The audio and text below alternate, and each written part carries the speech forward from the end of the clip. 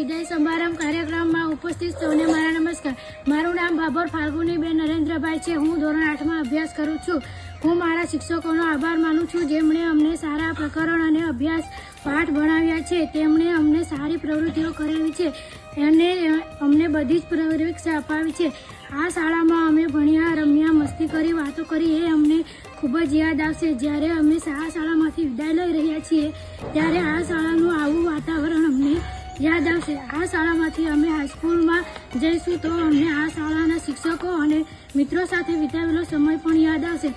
હવે હું મારા મિત્રો વિશે એક પંક્તિ કહીશ। મિત્ર એવો શોધવો, ઢાળ સરખી હોય, સુખમાં પાછળ પડી રહે, દુઃખમાં આગળ હોય। શાળા એ એક એવું સ્થાન છે જ્યાં આપણે ઘર કરતાં સૌથી વધુ સમય વિતાવ્યો છે। અમારા શિક્ષકો જેમણે હંમેશા અમારું ભવિષ્ય ઉજ્જવળ બનાવવાના પ્રયાસો કર્યા, હું મારા આચાર્યશ્રી અને શિક્ષકોનો ક્યારે ભૂલીશ નહીં।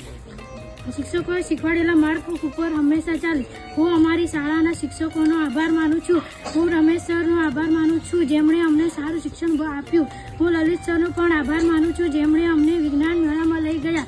હું શાળાના અસ્મિતાબેન અને રાત્રિયાબેનનો પણ આભાર માનું છું, જેમણે અમને દરેક સાંસ્કૃતિક કાર્યક્રમ હોય તો ગરબો જેવી અનેક પ્રવૃત્તિઓમાં ભાગ લેવડાવ્યો। આ શાળામાં અમને સારું શિક્ષણ, સારી બાબતો શીખવા મળી છે। આ શાળા અને આ શાળાના આચાર્ય સાહેબ, શિક્ષકો અને મિત્રો અમને ખૂબ યાદ આવશે અને આજે અમે આ શાળામાંથી વિદાય લઈ રહ્યા છીએ ત્યારે શાળા છોડીને જવાનું થતું નથી, પણ જવું પડશે।